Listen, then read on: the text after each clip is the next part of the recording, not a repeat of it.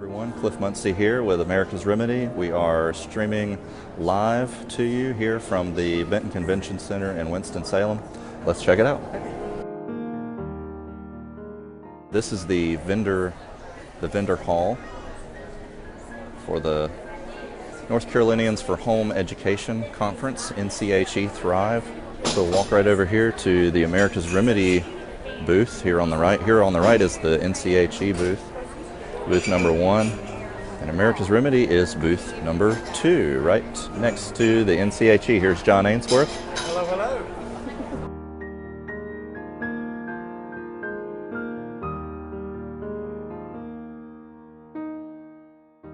Jill always manages to find a baby.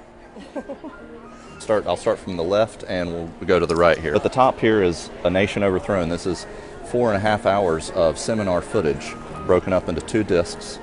A historical perspective by John Ainsworth. Everything from Lincoln, the Civil War, Reconstruction, and the court cases that challenged Reconstruction, which was the nationalization of citizenship, the overthrow of our original foundation, our federation of sovereign states. This is our launch today of our workbook that goes along with our DVD set. There's the surrender letter of North Carolina, surrendering in times of peace 3 years after the war. We have our listening, watching station.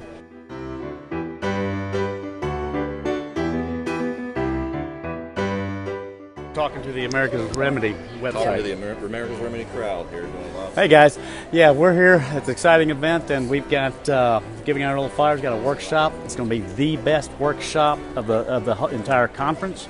So what I'm telling people is we've got we teach history that fills in the blanks. It'll get us back to a lawful foundation, and our workshop will blow your socks off. So that's where we're at. Back to you, Cliff. All right.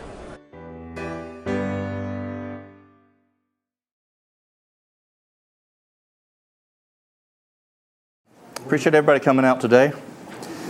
Thank you for taking time out. I know there's lots to see here, and we appreciate your time. My name's Cliff Muncy, and we are America's Remedy, learning history to restore our future. I'm going to give you a little bit of background as to how I got involved. We're going to be talking about critical supplements for your American history student. I want to give you, like I said, a little bit of a background on me. This is me, my wife, Sarah. She's doing our video today. We are from the Tobaccoville area of North Carolina, kind of nestled between Winston-Salem and Pilot Mountain. We first met John Ainsworth, our founder, at a local Constitution study group that we were having in our area. Some of our first dates were at a Constitution study group. We looked at the Constitution, the Federalist Papers, and Declaration of our founding documents. So John came in with a large bin of various historical books, and he showed us things in American history that neither of us had ever learned. Now, I went to a small Christian school in Winston. My wife was homeschooled, and we had never heard a lot of the things that John brings. Probably 75% of what he talks about we had never heard before. So that to us was inspiring, and also some of the things that John teaches are rather shocking that occurred in American history. But the other thing that appealed to us about what John teaches is that it's not just learning history for history's sake, it's learning history with a purpose of remedy, moving toward remedy and restoration of America's original constitutional values. And I didn't say this, my wife and I are graphic designers, photographers, and things like this, and so we wanted to get on board. So we've been with America's Remedy ever since, helping with that. Our founder, John Ainsworth, is a husband, father of 2. He homeschooled his daughter. He recently became a grandfather in February. He took 2 years off of work starting in 1995 for study, and he has over 22 years of study. And he is a legal activist for constitutional restoration. He's been the host of Tiger, Truth and Government, Everyone's Responsible television for 8 years, co-host of Democracy and Demagoguery TV. He's been on numerous talk radio shows. He's been the co-host on John Stadmiller's National Intel Report, Randy Yarborough's To Free America, and Fife and Drum. He's been a guest on the Josh Tolley Show, and he's had numerous speaking engagements across the eastern U.S. John is married to his wife, Jill Ainsworth, and they love their big poodle, Jackson. And now, John Ainsworth. Thanks, Cliff. Again, I want to thank you guys for coming out here. And I made a promise to several of y'all that I'm going to show you some things that will probably rock your world. And I think I will live up to that promise. Now, one of the things that, to tell you a little bit about me in this journey, is I was brought up John Wayne, apple pie, America's a great country, land of the free, home of the brave. And then as I grew up, I was born in the late 50s, going through the 60s, 70s. And all of a sudden in the 80s, I'm like, what our Constitution says and the way the government's supposed to act, something's not jiving here. And so by the late 80s, early 90s, I'm like, I need to figure out what's going on, which led to the 1995. I just took 2 years off of work, into law libraries and things of this nature to figure out what's going on. And what I found is, in history, when you teach history, you can teach history any way you want. I can go to the American Civil War, and I can take selected facts, and I can prove to you, using selected facts, that the Civil War was fought to abolish slavery. I can take selected facts and show you the war was fought to preserve the institution of slavery from the northern perspective. I can take selected facts and prove to you the war was about preserving states' rights. I can give you selected facts and prove to you the war was fought to destroy states' rights. So I get to select, and what we do here is we want to give a balance. The idea I give, or the analogy I give to a lot of people is that it's like having a child. If you got 2 children, you got your darling daughter, who's just the apple of your eye, and you got your precocious son that's always getting into things, and the daughter comes running in and says, Billy just shoved me to the ground, he hurt me. It's like, Billy, come in here, go to your room. He's punished before you even heard anything. But what if Billy comes down and says, I pushed her because she's about ready to step in front of a car? Does knowing both sides help in giving a just evaluation of what is taking place? If you only hear one side of the story, it can be 2 totally different things. And so what we are here to talk about, we focus on a 10-year period, 1860 to 1870. We are supplemental history. We do not give a universal history lesson because you already get that. But this is what our information is to go against what you're taught and for you to make that balance between Billy and Sally of what's the real thing going on here. So basically, you can manipulate history. One of the other things I think is so important is we had 620,000 Americans die in that war. Okay? If we grab every single war the United States has ever had, from the American Revolution, War of 1812, Spanish-American War, World War I, World War II, Korea, all the fatalities in those 5 wars doesn't even equal how many were killed in the American Civil War. It tipped midway through the Vietnam War is when it became the equal amount. Okay? Why would a war that costs that much blood be so misunderstood? Okay? So, what I'm going to do, I'm going to give you information that I'm hoping is just going to pique your interest. I don't have time to thoroughly go through these things, but I want to put up some documents, and all of our stuff is source documents. We don't grab articles off the internet and stuff like that. Source documents. This is the document that got me first started. This is Senate Report 549, and it was published in November of 1973, and this is the Emergency Power Statutes, provisions of federal law, now in effect delegating to the executive, which is the president, extraordinary authority in time of national emergency. Okay? And I'm going to show you the first paragraph, or the first sentence and the last sentence of this, first couple sentences. This U.S. Senate report says a majority of the people of the United States have lived all their lives under emergency rule. For 40 years, freedoms and governmental procedures guaranteed by the Constitution have, in varying degrees, been abridged by laws brought into force by states of national emergency. And in the United States, actions taken by the government in times of great crisis have, from at least the Civil War, in important ways shaped the present phenomenon of a permanent state of national emergency. Okay, this is a Senate report. This is not a junior report. This is Frank Church, Charles Mathias, Adlai Stevenson III were the people who were doing this report. So it wasn't some go do some busy work junior senators and come back with something to justify you being paid. This is 1973. I graduated high school in 1975. I didn't know this was the state of affairs in the United States. And it hadn't changed. How many people are taught this in school? Okay? So if you're taught this in school, if you're not taught this in school, are you denied the right to remedy if you don't know what's happening? Now, do you think the United States being in a permanent state of national emergency where the constitutional, where freedoms and governmental procedures guaranteed by the Constitution in varying degrees have been abridged by laws? I mean, constitutional guarantees, just a bridge gone over. Do you think it's important to learn this just so you know, well, what to do to fix this? And this is how I say you can manipulate history. If I can just give you some things or just deny some other aspects of it, I can lead you down all sorts of directions, and none of them lead to remedy.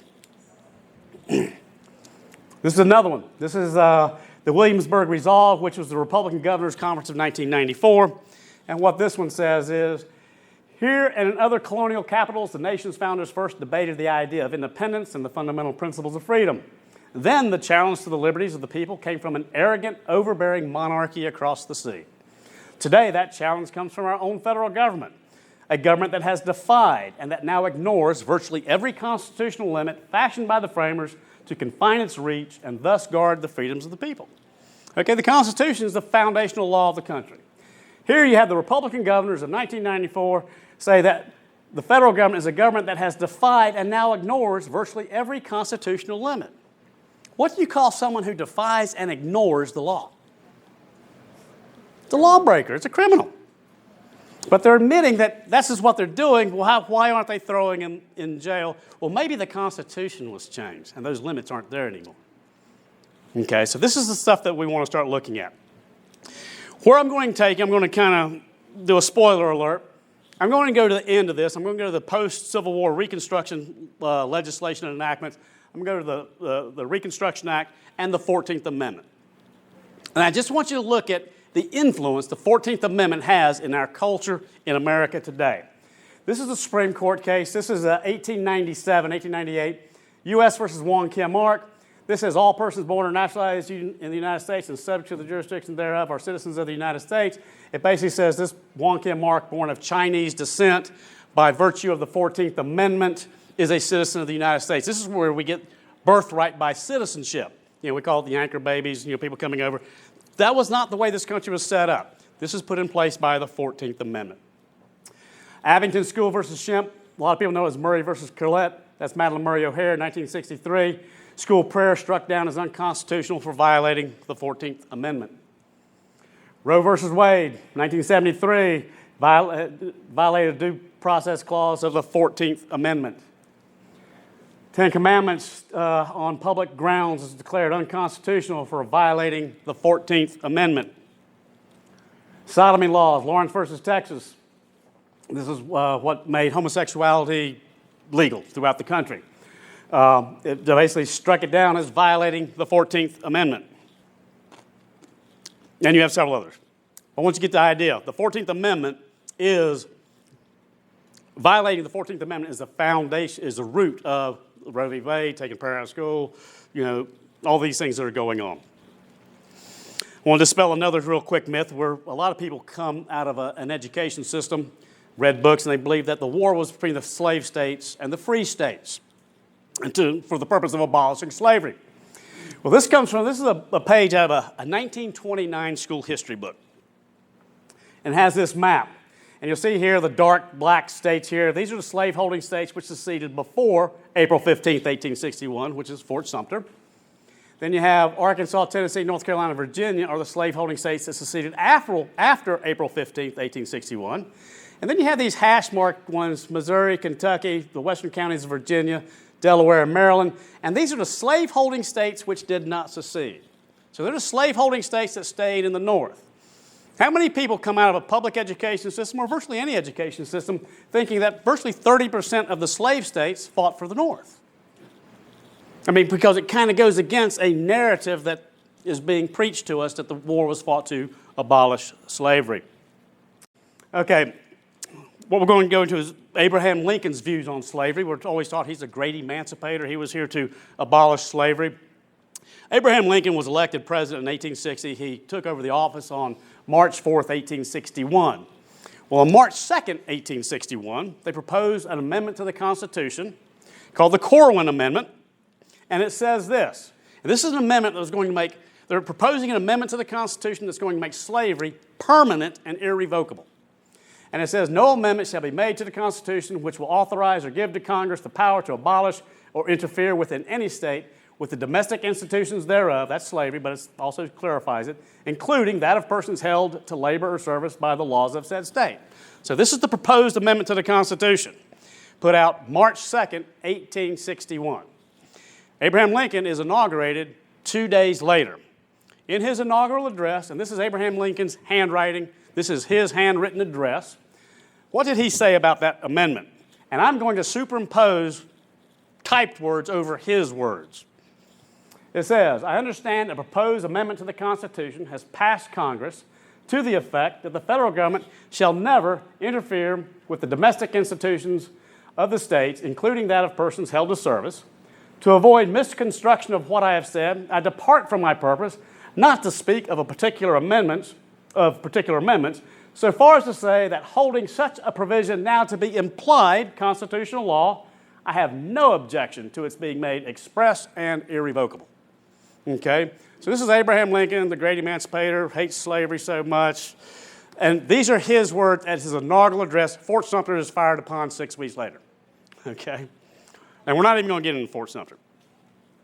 Another concept. People believe that the war was about freeing the slaves. So what was the object of the war? How many people are taught in public education as the actual object of the war? Because isn't the object of the war kind of important? Like, what's the objective? Why are we doing this? And also, you've got to pitch it to the people who are going to fight the war.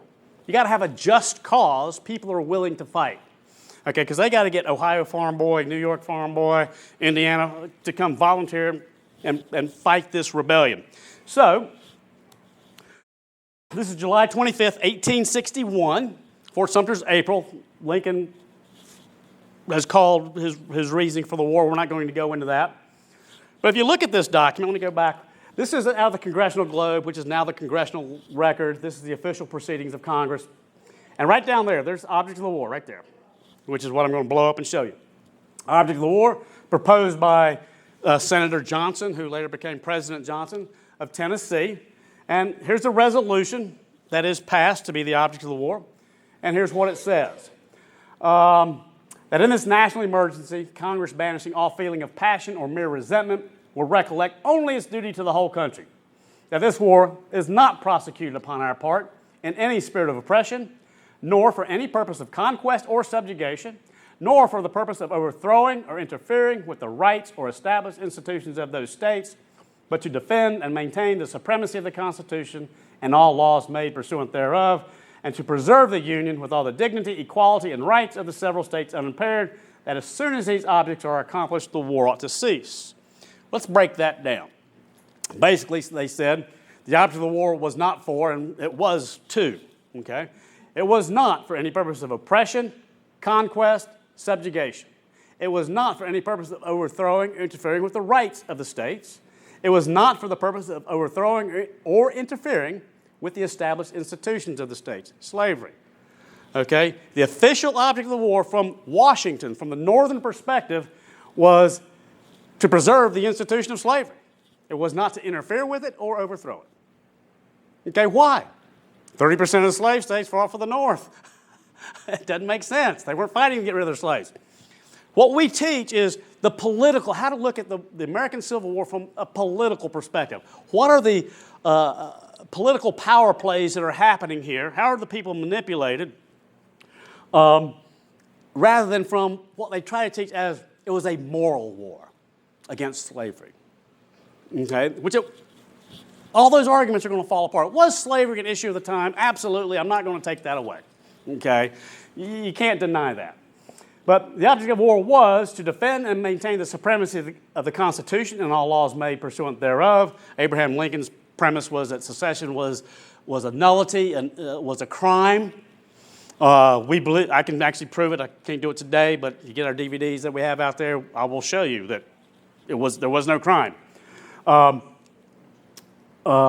it was to preserve the Union with all the dignity, equality, and rights of the several states. So right here you say, hey, it's to preserve states' rights. They're not going to have New York Farm Boy volunteer for a war to get rid of their state rights, are they? I mean, they wouldn't do that. They don't want to go fight to overthrow the Constitution. But maybe politicians back then acted the same way politicians do today. Okay, so we're going to fast forward to the end of the war. One of the things we don't do at America's Remedy is talk about the war itself, the battles and all that. That's really unimportant because that has nothing to do with the political reasonings and the political outcomes. The Reconstruction Acts is the political outcome of the Civil War. What were the Reconstruction Acts?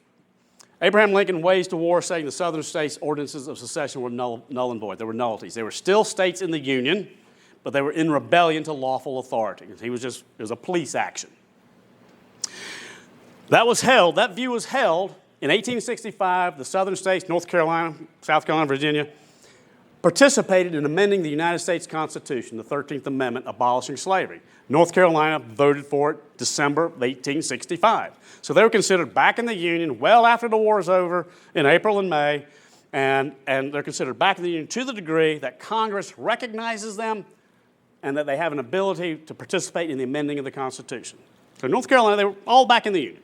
Peace is declared in 1866. The war is over by presidential proclamation. Also in 1866, Congress proposes the 14th Amendment. 14th Amendment, remember that one we talked about at the very beginning for all those problems it's caused our modern society? That's proposed. What does the 14th Amendment do? It nationalizes citizenship. It takes us from a federal union and creates a nation. We went from a union of states, sovereign states, to a nation of one people. That doesn't sound important, but you're going to see the importance of that very shortly. So the Reconstruction Acts, the Congress proposed the 14th Amendment. All the southern states either didn't do action on it or rejected it, with the exception of Tennessee, and it was even coerced in Tennessee. They said, we will ratify they technically ratified the 14th Amendment. None of the other states would. It wouldn't pass. They didn't have the requisite number to ratify the 14th Amendment. Congress didn't. So what did they do? They passed the Reconstruction Acts, which annulled the states, North Carolina, all the Confederate states, with the exception of Tennessee. It made them have a new constitution, and it said, you are not a state until you ratify the 14th Amendment. And not only that, the 14th Amendment has to become part of the national constitution before you can seat senators and representatives and you're actually a full state. I mean, that whole section is fraught with problems like, how can like half a state who's not really represented really be represented as a state, and is a vote in the affirmative for an amendment under coercion valid? You know, you're not a state. You're a territory until you have to do this. Okay, but this is the Reconstruction Act, the first one. This is the first Reconstruction Act, March 2nd, 1867. Let's read what I just said. Okay, this is the very first sentence of it. Whereas no legal state government or adequate protection for life or property now exists in the rebel states of, and list them. Well, wait a second. This is 1867. These were adequate to amend the Constitution in 1865. This right here is a proclamation that these states are void. Does Congress have that power? I say not. And he says, and whereas it is necessary that peace and good order should be enforced in said state until loyal and Republican state governments can be legally established. So whoever is loyal to Washington, and I'll say Washington is waging war on states. They want to subjugate these states. So it's whoever's loyal to the war that Washington is now waging on states to nationalize this country. Okay? So that's not what our founders put into place. And this is Section 5. And this is after they get these new constitutions, or getting the new constitutions. And be it further enacted that when the people of any one of said rebel states shall have formed a constitution of government in conformity with the Constitution of the United States in all respects, framed by a convention of delegates elected by the male citizens of said state, except such as may be disfranchised for participation in rebellion. If you had participated in the rebellion, you're not allowed to vote in this. It's not for you. But this is where the carpetbaggers and all the freed slaves, everybody else, but people that participated in the war. It says, and when said state, by a vote of its legislature, elected under said Constitution, shall have adopted the amendment to the Constitution of the United States proposed by the 39th Congress and known as Article 14, and when such article shall have become part of the Constitution of the United States, said state shall be declared entitled to representation in Congress, and senators and representatives shall be admitted therefrom on their taking the oath. Okay? If you read the Constitution, is this the amendment process? That if Congress doesn't get what it wants, it can declare certain states null and void, and you can't come back in until you amend the Constitution. No, this is a violation of the Constitution. If we can find one unconstitutional act in any of this, we've got remedy to declare this stuff void, and we can reclaim America again as our position. What did Andrew Johnson have to say about this? He vetoed all these Reconstruction Acts, and he actually gave the reasoning why.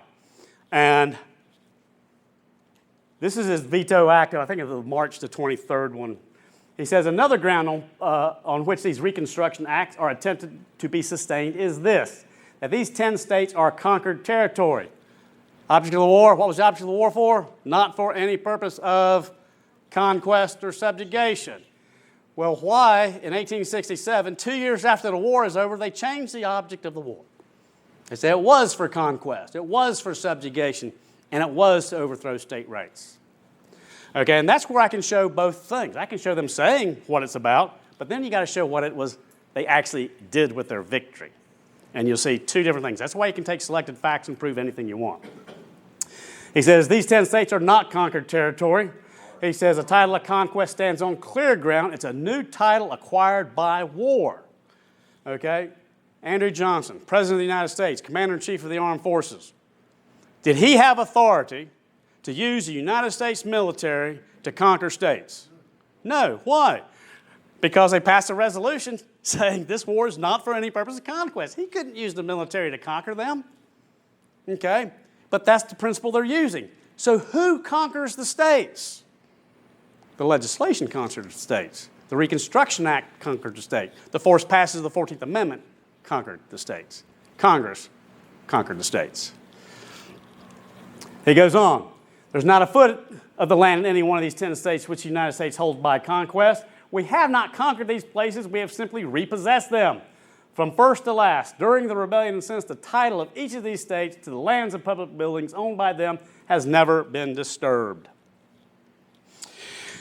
I talked a little bit earlier about the 14th Amendment was about nationalizing citizenship. We won't prove that. If you go back to the Federalist Papers, what the Federalist Papers were about was, are we creating, they were the papers that were designed to explain the Constitution before its ratification. And people had a lot of questions. So the Federalist Papers were, are we creating a national government or are we creating a federal government? Which one is it? Because it's a big difference. And what you find is it was a blend of both. That's why you have the 9th and 10th Amendments, and you have certain enumerated objects for the federal government. They're going to print money, wage war, treaty with the other countries, which the states couldn't do independently. But in Federalist 39, James Madison actually addressed this. And I want you to see what would happen if you were to nationalize citizenship and make us a nation of one rather than a federal union. He says the idea of a national government involves in it not only an authority over the individual citizens, but an indefinite supremacy over all persons and things. Among a people consolidated into one nation, this supremacy is completely vested in the national legislature, Congress. In this relation, then, the proposed government cannot be deemed a national one, since its jurisdiction extends to certain enumerated objects only and leaves to the several states a residuary and inviolable sovereignty over all other objects, 9th and 10th Amendments. But if they could nationalize it, then Congress would have not only an authority over the individual citizens, but an indefinite supremacy over all persons and things. Is that what we feel like when we're trying to pass amendments against Roe versus Wade and the gay marriage, all this stuff? It always gets trumped. This is what does it. And when you go to the court cases, they always cite the 14th Amendment. It nationalized citizenship. Let's go a step further. This is James G. Blaine. He was a congressman from Maine. He was one of the radical Republicans. He loved Reconstruction. He loves the 14th Amendment. So he's going to be on that side promoting those ideas of how great it is. He wrote a book, 20 Years of Congress, 1861 to 1881. This is his memoirs. And he says, as the vicious theory of state rights had been constantly at enmity with the true spirit of nationality, the organic law of the Republic, which is the Constitution, should be so amended, that's the 14th Amendment, that no standing room for the heresy of state rights would be left. And he goes on, The first section of the constitutional amendment, the 14th, which includes these invaluable provisions, is in fact a new charter of liberty to the citizens of the United States, is the utter destruction of the pestilent heresy of state rights, which constantly menace the prosperity and even the existence of the republic, and is the formal bestowment of nationality upon the wise federal system. He goes on. Here he's talking about these new states, the 10 southern states that were annulled and they had new constitutions. So that's the constitutions, or what he's talking about here, all these new states. All were ordained in the spirit of liberty, all prohibited the existence of any form of slavery, and all heartily recognized the supreme sovereignty of the national government as having been indisputably established by the overthrow of the rebellion which was undertaken to confirm the adverse theory of state rights. Remember the object of the war? What did they get New York Farm Boy to fight for? Preserve state rights. This is the spitting on the death and the graves of every northern soldier. They changed the object. Your blood was spilled for naught because Congress used you to destroy the Constitution, and now we're implementing it. Now that we've got it, we are going to decide what's happening. And this is this confusion that we live in today of why does the Constitution say that and they can't do this, and this is it. He goes on, talking about the 14th Amendment. Its opening section settled all conflicts and contradictions on this question. The question was, where do your rights come from? What's the primary citizenship? Is it your state or is it the national government? Okay, is the question. Okay, so its opening section settled all conflicts and contradictions on this question by a comprehensive declaration which defined national citizenship and gave to it precedence of citizenship of a state. And it goes on. The last sentence says, the consequences that flowed from this radical change and the basis of citizenship are numerous and weighty. Well, were the Reconstruction Acts ever challenged in court? I mean, you think something this bad, they'd take it to court and try to fight this thing. And yes, it was. And this is one of the things that we want people to pay close attention to. State of Georgia, you know, they're getting ready to annul the state of Georgia, and they're saying you can't do this. So Georgia is going to the Supreme Court to get them to stop implementing the Reconstruction Acts. This is what the Supreme Court ruled. Well, one sentence out of it. It says, a bill to restrain the defendants who represent the executive authority of the government from carrying into execution certain acts of Congress, inasmuch as such execution would annul and totally abolish the existing state government of Georgia, is not within the jurisdiction of this court. Go back to Federalist Papers. The Supreme Court is supposed to be a bulwark between an overreaching legislature and the people that are failing right here, terribly. This is the case I want you to really pay attention to. Ex parte McCardle. McCardle was a Mississippi editor of a newspaper. He wrote an article in his newspaper against these new governments created by Reconstruction and said some pretty nasty things about the commanding general over Mississippi. He was applying to the Supreme Court. The Supreme Court said they're going to hear this case. Who is supposed to hear cases in the Supreme Court or to defend laws passed by the United States? It's supposed to be the Attorney General, right? Attorney General defends all things. Well, Attorney General Henry Stanbury virtually wrote all of Andrew Johnson's vetoes saying that they're unconstitutional. They can't do it. So basically, he said, I'm not going to defend it. His name's on the case. But he said, I'm not defending it. You're going to have to hire someone who believes in this doctrine. I don't believe in it. And they had to hire an attorney to defend the United States against the Reconstruction Acts because the Attorney General, President, refused to participate in it. McCardle was arrested for writing in his paper. I don't know if McCardle was arrested for writing the paper against Reconstruction. That's what he's arrested for. That's what he's in jail for. He's hindering Reconstruction. McCardle was defended. Now, look at these dates. This is March 3rd, 1868. McCardle is defended. He's got a bank of about 4 attorneys, big, heavy hitters. One of the heaviest hitters is Jeremiah Black, who was the Chief Justice of the Pennsylvania Supreme Court from 1851 to 55. He was the Attorney General, 1857 to 1860, under Buchanan. Later became a Secretary of State, or was a Secretary of State. Does he know the law? Former Chief Justice of the Supreme Court of Pennsylvania. And he's saying Reconstruction's unconstitutional, let this man go. Okay? This is published in the New York Times. And these are the proceedings in the Supreme Court. He says, a state election was going on which was superintended entirely by the Army, which by means of bayonets drove one set of voters to the polls and drove another away from them. The whole thing was accomplished by naked terrorism. And when an unarmed and peaceful man expressed his opposition to such proceedings through his own newspaper, he was told he should not do so. and was ordered into custody. That means arrested. Which of the two parties was guilty of intimidation? The accused or the accuser? It was said McArdle hindered Reconstruction. Well, this is the attorney that the government hired. This is a guy by the name of Lyman Trumbull, who is actually a sitting senator from Illinois. I have issues with lots of senators from Illinois. He's one of them. And this is kind of rounds out his argument. His argument was, and this is his closing argument, he says, I shall commence what I had to say by denying the jurisdiction of the circuit court under the Act of February 5th, 1867. That's the key thing right there, and we don't have time to go into it. To hear this case. And if I establish that proposition, of course, this court cannot entertain jurisdiction of it. So he's not saying it's lawful. He's just saying you don't have a right to hear it. Don't have time to explain why he had that argument. So, what did he do? He decided that remember that was March 3rd. We're going to fast forward to, I think it's March 25th. This is March 25th. So about 3 weeks later, 3.5 weeks later. He goes across Congress, and they're going to pass a law. He's going to try to get a law passed that's going to take away the Supreme Court's jurisdiction to make a ruling on the case. Okay? And so this is out of the Congressional Globe, and this is him proposing that legislation. He says, in my judgment, there's no such great importance to be attached to it. It's a bill of very little importance, in my judgment, and I wish to say to the senator from Maryland that the Supreme Court has not decided that any case is pending before it under the Act of February 5th, 1867. He was counsel in it. He actually argued the case 3 weeks earlier, and it's resting. Supreme Court's ready to give out a judgment. He says, now there is no such case that is pending in the Supreme Court, and there has been no such case pending in the Supreme Court. Well, he gets called out. This is Senator Doolittle out of Wisconsin.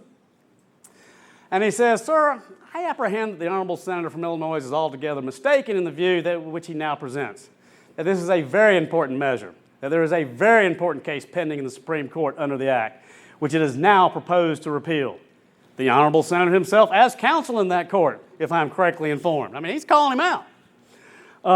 With other counsel, made a motion to dismiss a case pending in the Supreme Court or alleged to be pending under this Act, and the court refused to dismiss it. I think the presumption is when the court refused to dismiss it with the ground urged for dismissal was that they had no jurisdiction. So he's just saying that, he tried to get them to dismiss it, but they wouldn't do it. He goes on. He says, we all know, the whole world knows that this case of McArdle is pending in the Supreme Court, brought up on appeal under the Act of 1867 from the Circuit Court of Mississippi, and that case has been argued by eminent counsel, and that it is pending. So he's given an accurate update of what's going on. It involves the constitutionality of these acts which have been passed by Congress. If there be no such case before the court, why does the honorable senator desire to pass this bill to take away jurisdiction of a case which does not exist? He says, Mr. President, the truth is, we may as well look it square in the face, is because we know these acts will be decided to be unconstitutional. That is the reason why they desire to take away from the court the consideration of the question. The matter has been considered. It has already been argued on both sides, and the court stands ready to decide one way or the other, unless Congress interfere and take away its power to decide.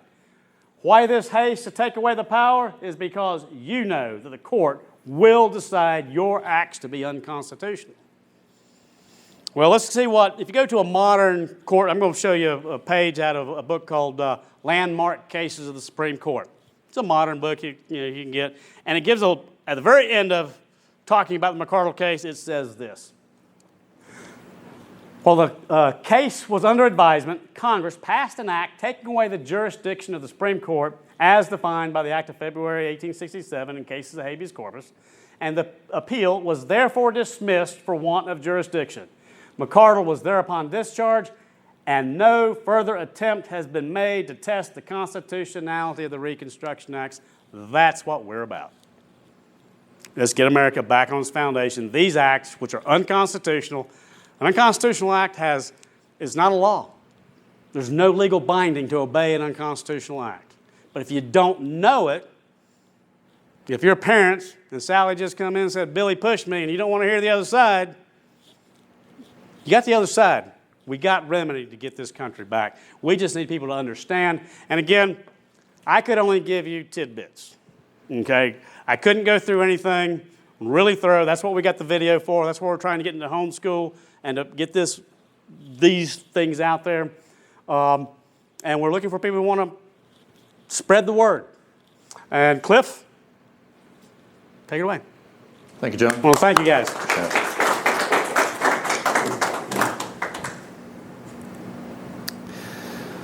Like John said, these things will curl your hair, and the deeper you dig into it, I promise you, the worse it gets, actually. But we want to be driven. We want to be driven to restore. And so that's what we're all about. And we get a lot further down that road as you dig into our materials. Our products that we're offering, if you came by our booth earlier today, you may have seen these. We've got a 2-disc video DVD set. John gives a 4.5-hour seminar recorded over a full day, professionally recorded, and it's on this 2-disc set. We also have a companion workbook that goes with this and allows you to sort of guide you through and has questions. It's good for testing and quizzing.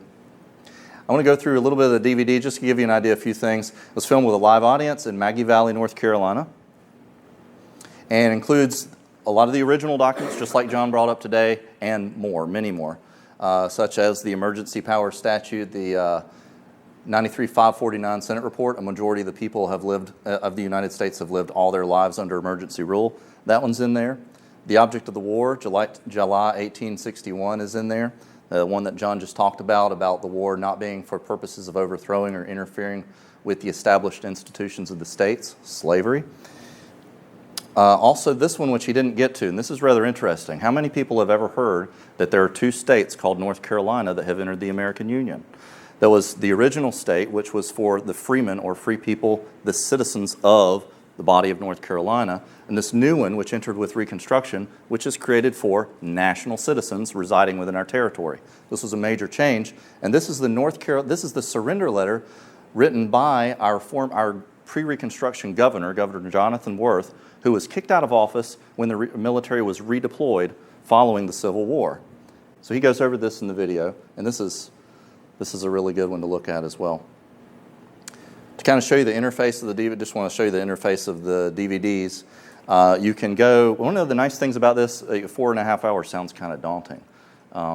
We like to say, John kind of brings a fire hose of information at you all at once. But the nice thing about this is it's broken up into easy to follow chapters. So he covers Civil War, covers Lincoln, secession, and all these different topics, one chapter at a time. So you can watch a chapter, stop, and watch the next.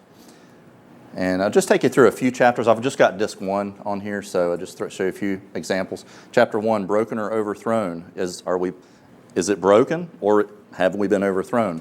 The Civil War, chapter 2, the war is over.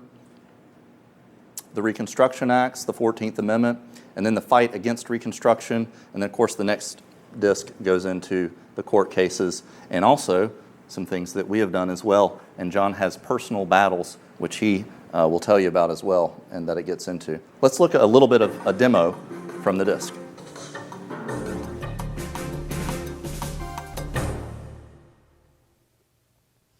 Okay, here we go, Civil War.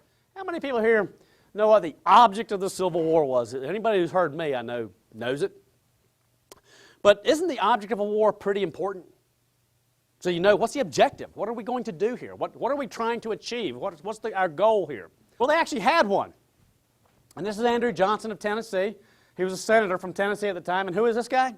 Later President of the United States. He was vice president under Lincoln. And think about that. He was a Democrat. Lincoln was a Republican. Lincoln ran with a Democrat as his vice president candidate. Just think about how times have changed. But here's the object of the war. I'm going to put it it's actually in the Congressional Globe.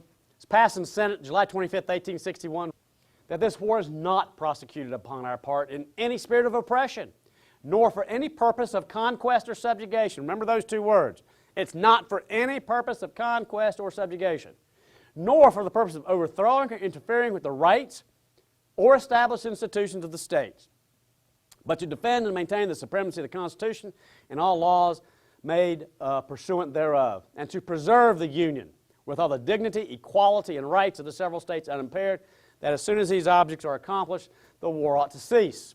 Let's break that down. The object of the war was not for oppression, not for any purpose of conquest, not for any purpose of subjugation, not for the purpose of overthrowing or interfering with the rights of those states. It was not for the purpose of overthrowing or interfering with the established institutions of the states, slavery.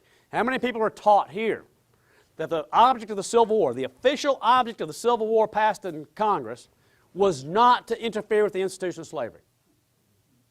How many people are taught that? Got one. And let me think here. I bet you don't go to public school. Had some homeschoolers in the front row. Yeah, a little girl was sitting on the front row answering questions for the adults. Homeschool. So that's a little bit of an example of what's there. This disc set also comes. There's a PDF. So if you're old-fashioned and you actually have a real computer on your desk, with a CD drive on it, you can stick one of these in there and you can get a PDF pulled up. It's an 8-page PDF, so this is really good for quizzing. It's got a lot of multiple choice things, and you can go through that. So that's a convenient thing. Now, if you want to add more to that, we took these questions and we added long-form questions to really get you to think, and a teacher's guide, and some illustrated pages, and we made a workbook out of it. This is the companion workbook that can go with this. I'll just show you a few pages there. You've got your definitions, government de facto, government de jure, unconstitutional act, body politic. Got some, there's the law graph there, which I don't think you went over the law graph today. And then some long form questions over there on the right. Some more multiple choice and long form. And you can come by our booth and take a look at this. We've got them sitting right there on the shelf, so you can kind of thumb through. And also, I'll plug this real quick. If you notice at our booth, it looks like a living room. It looks like you walk in and it's like a little fireplace. If your feet get tired, come in and take a load off and watch a little bit of the DVD and flip around on the disc. All right, there's another page there. There's the surrender letter. I think you open the book about halfway, and that's showing for you there. By the way, I want to read this. This is a little clip that from that this original governor of North Carolina. This is what he said: "I surrender the office to you under what I deem military duress, without stopping, as the occasion would well justify, to comment upon the singular coincidence that the present state government is surrendered, as without legality, to him whose own official sanction but 3 years ago declared it valid." It's a little 5'4" Quaker. He's still holding office. And they're like, "Get out of there." They're sending military order telling him to get out of office, and he's still holding office. He doesn't recognize the validity of what's happened with this whole thing. All he can do is just write the surrender letter. In times of peace is when this happened. So as you go chapter by chapter through the workbook, I just wanted to illustrate that, each chapter on the DVD corresponds to a chapter in the workbook. I have really slow drawing circles there that you can look at. So this is great for high school and adult American history students. Tests, good for testing and quizzing. It's good for watch parties. Some people, we come from teaching adults this stuff. It's good for high school and adults. But you want to have a watch party, invite some of your friends over and, watch these, go through these DVDs.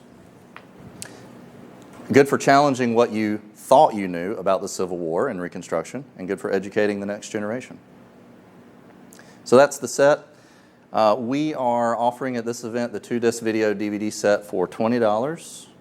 And the workbooks are $15 each for those. If you want to buy the whole thing together, it's $30 for the whole deal there. And also quantity discounts are available. So if you wanted to buy like a 2-disc set and you had 2 students you wanted to go through with it, we could get, however you want to do that, we can work it out. If you want bulk discounts, we can work with you on that. We want the information to get out. That's our number one priority. All of us are volunteers at America's Remedy.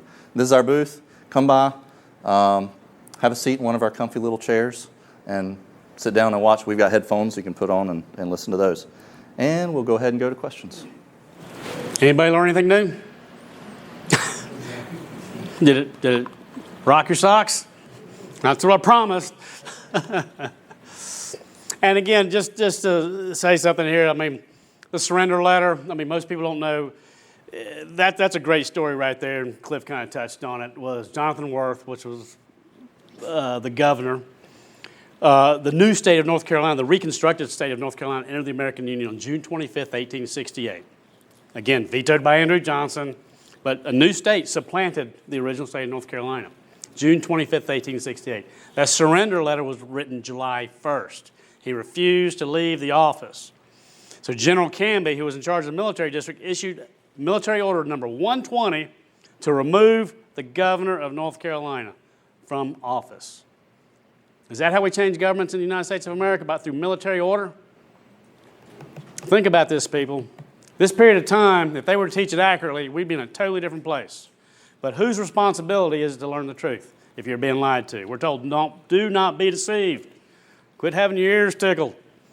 It's time to, okay, what's the truth? Let me know. Because once I know the truth, at least I can weigh the two sides out. You know what? I might say, oh, I really like this national citizenship stuff. Okay, but at least you got the option. But we say we got to put the truth out. We say we can get a remedy if we get enough people on board to say, hey, that's an unconstitutional act. We do not have to obey this stuff. Let's get our country back. That's what we're about. Yes, sir. Question for you about what analysis has been done for, I mean, let's go ahead 10 years or 15 years and say we'll presume that maybe there's been a repeal of the 14th Amendment, or we've heard the term or the farce term repeal and replace lately for some other legislation in the last 5 or 7 years. What would be the consequences of that? Well, number one is, I'm just saying, has there been analysis of that, and do you have that as part of your products? It's a great question. The order that's proposed and what's in most people's minds is that let's repeal the 14th Amendment. That's really not the lawful way it would actually work. We're not actually going against the 14th Amendment. We are attacking the Reconstruction Acts because the Reconstruction Acts annulled states and then supplanted them with 14th Amendment citizens. So if you just repealed the 14th Amendment, all you do is say everybody has no legal status whatsoever, okay, because there are no state citizens. What you've got to do is, in law, you've got to look at who is the injured party. Who's injured by Reconstruction? And it was the original states, the original state body politics. One of the things we don't go into, and again, really the design of what I just presented to you was to entice you to want to learn more so we can go deeper. So there's a lot left out here. But what we've got to do is the injured party is the lawful body politics. A state, the definition of a state in law has 3 parts. A state is the people. The people are the state. And they form a government, and that's a government for the state, a government for the people. They're all interchangeable terms. And to be a state, all jurisdictions are limited. So then it's the limits of your jurisdiction, which would be the state boundaries. Okay, so those are 3 parts of what a state is. The political body, the laws they operate under, and their defined boundaries. What the Reconstruction Acts did was annul the body politic and the laws. It just kept borders here and said we're going to repopulate it with people loyal to Washington. So right now, only people loyal to Washington are operating. That's what that government is there for. That government and all laws that they've changed and been participants in have been in support of this going in this nationalist direction.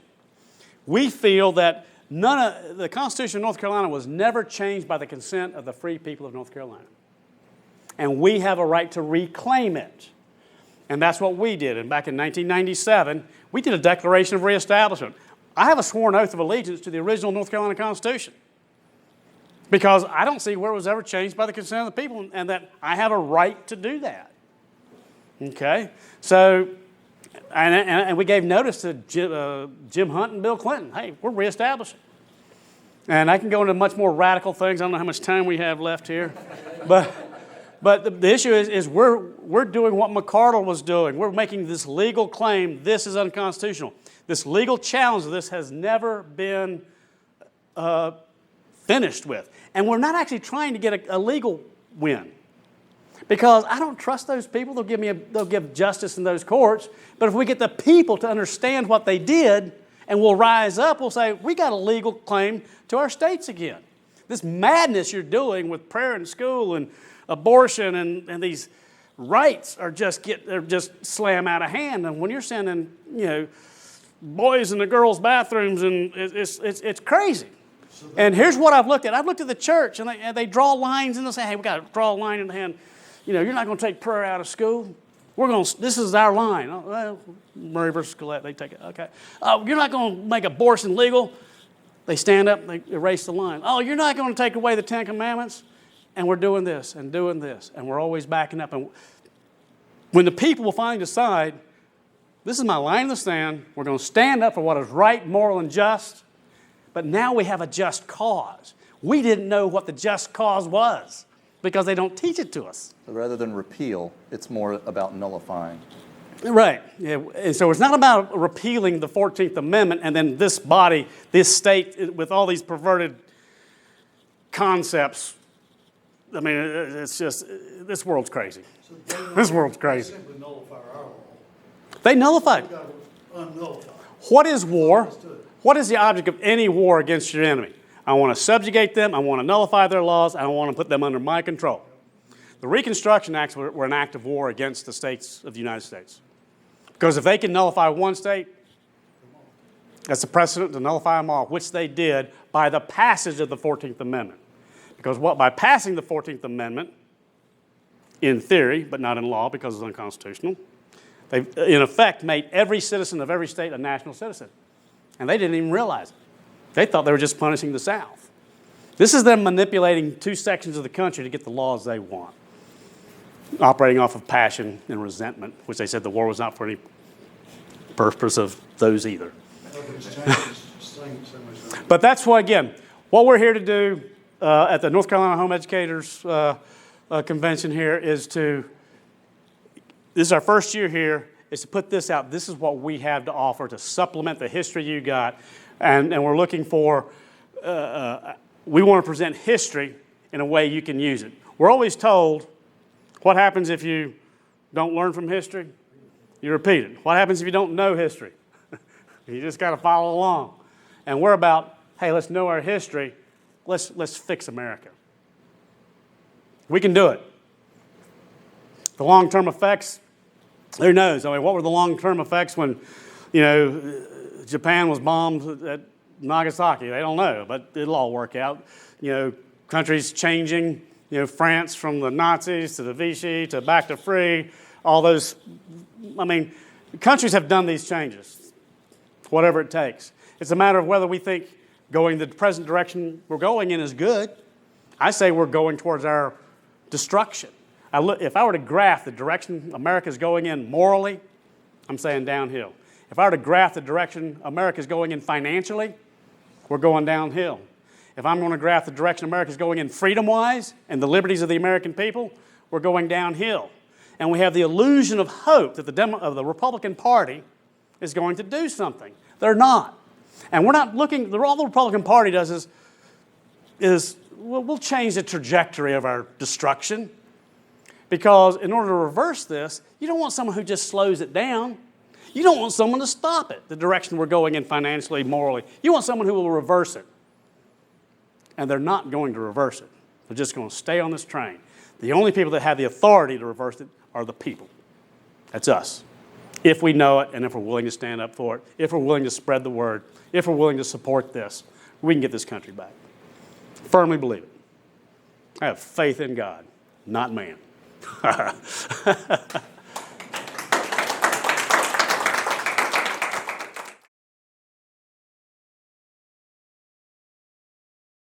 So that's about all I've got, and we'll go to questions.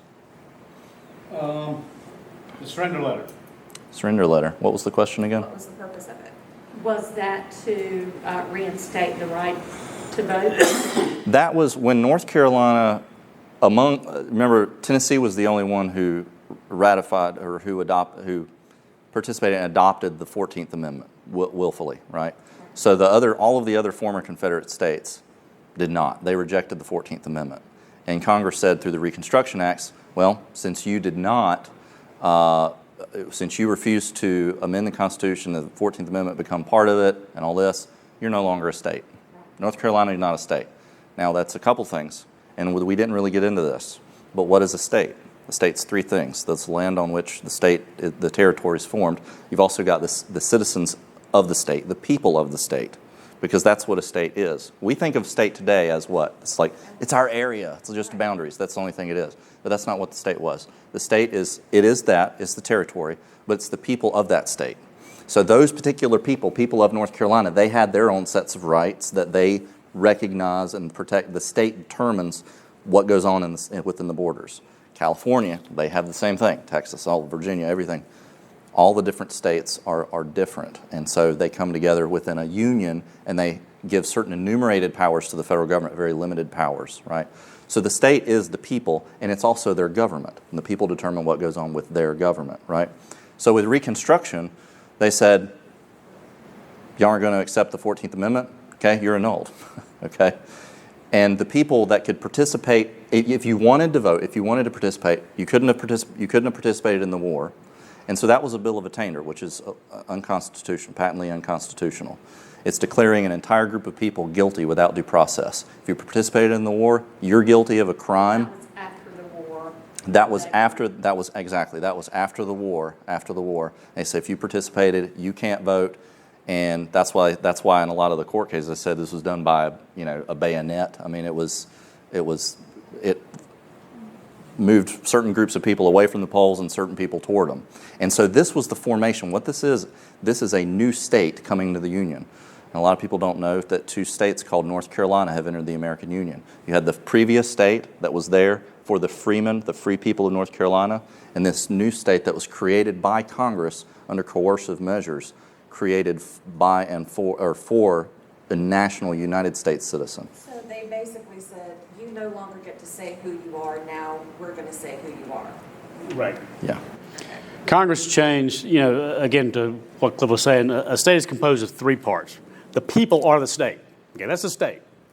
The people get to organize their form of government however they want to. That's called the Constitution. That's the laws you go by. And the jurisdiction extends over the territory of whatever's defined, because the jurisdiction of this group of people only extends that territory. South Carolina's jurisdiction doesn't extend to North Carolina. What Congress did is they changed what a state was. They said the state was now only people loyal to Washington. Anyone who was loyal to North Carolina, fought in the war, you can't participate anymore. This state is not for you, okay? And they created a new state and they called it North Carolina. And what the surrender letter is the governor of North Carolina, who is still operating under the original North Carolina Constitution. They removed him by military order number 120, issued by General Canby, and removed all the governing officials from the original state of North Carolina, and they brought in that new state, and they said, you're now the lawful state. And that's what the surrender letter is. And that's the surrender. It's the former These governor. are It's the men governor. and relented to get their rights back. Right. There's a good story about all that, because that letter, he surrendered the government, I think it was on July 1st, 1868. Well, the new state of North Carolina entered the American Union on June 25th, 1868. He refused to leave his office, okay? And because he refused to leave the office, General Canby issued a military order and told him to go up there and remove the governor by military force. It's very interesting, because this is a week after this new state called North Carolina entered the Union, vetoed by the president, saying you have no authority to annul the states and do all that. And see, our state had just participated. This is another thing that astonishes me. Our state had just participated in the amending of the Constitution with the 13th Amendment to abolish slavery, right? Who has the authority to amend the Constitution? States. You have to be a state in the Union.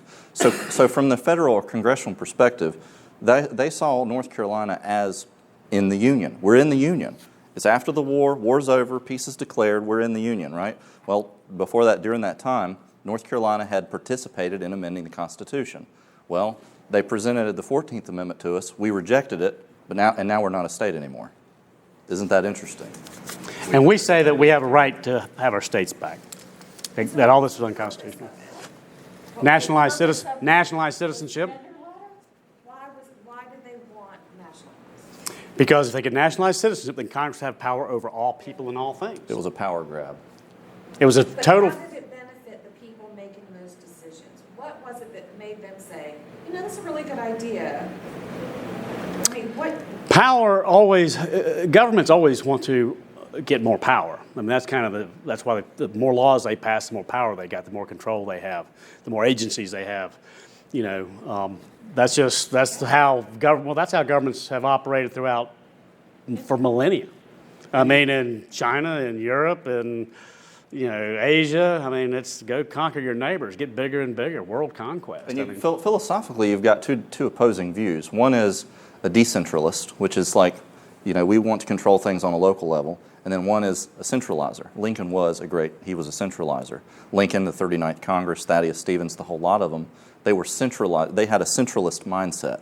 So they believed in centralized power in one area, controlling over all people. They felt that that was the best form of government, and that's the direction that they wanted to take it. It doesn't necessarily mean, or does it, that they weren't trying to be bad guys, like, yeah, we're really going to stick it to them. Didn't they just believe that this is probably the best remedy to whatever? I mean, they just had a really... it was a power minute. No, they were vicious. They were vicious. Again, you got to remember, all we could do is hit highlights. There's a much deeper story in all of this, so we don't really have time. And we've got to kind of wrap up here because we've got to give the next speaker time to come in. So, but meet us at the booth. Meet us at the booth. You know where we're at. You don't want us to together. No. Thank y'all for coming. Yeah, thanks for coming.